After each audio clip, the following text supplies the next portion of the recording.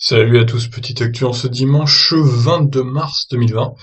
Sur Automobile Propre, une Peugeot i208 PSE électrique pour remplacer le GTI. La marque Peugeot préparera une descendance à sa citadine sportive sous la forme d'une version électrique i208 aux hormones et la plus performante de sa lignée. Le sacré numéro chez Peugeot, c'est la 205, particulièrement sa version GTI. Ce modèle sportif a marqué son époque, même si l'aura n'a pas atteint celle de la Golf GTI.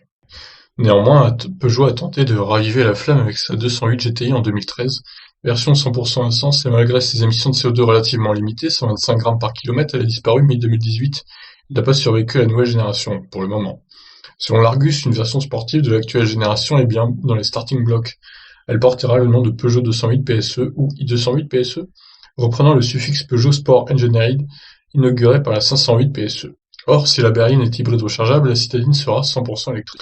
Le constructeur n'a pas détaillé les caractéristiques, mais François Walls, interrogé par nos confrères, donne un indice. Selon le directeur de la gamme véhicules sportifs électrifiés, l'i208 PSE sera plus performante que la 208 GTI.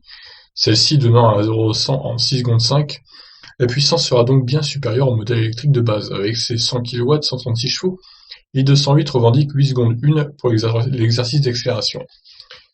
Les 204 chevaux sont très probables avec un couple de A des 260 Nm d'origine.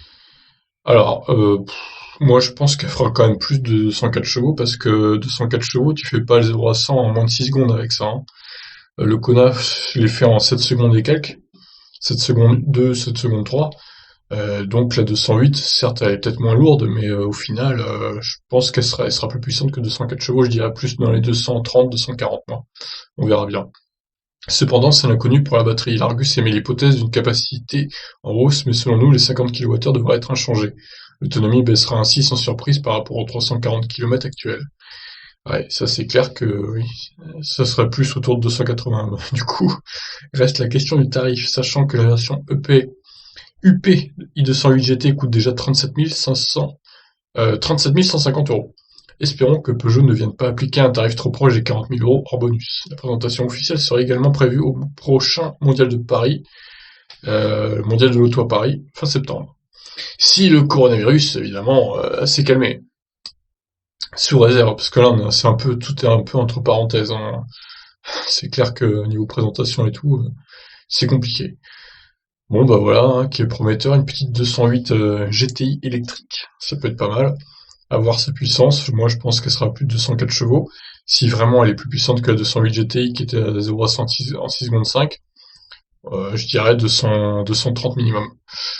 Pour la batterie, oui, ça serait bien qu'ils augmentent la capacité, mais j'ai quelques doutes que plus de 50 kWh rentrent dans le châssis.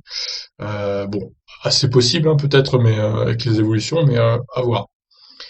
Et niveau prix, évidemment, il faudrait que ça coûte moins de 45 000 euros hors bonus pour qu'elle puisse bénéficier du bonus de 6 000 euros, ça c'est sûr. Mais bon, c'est pas gagné. Voilà, bah écoutez, on suivra ça de près en tout cas, je vous redirai sur la chaîne. En tout cas, voilà, ça paraît prometteur. Ciao.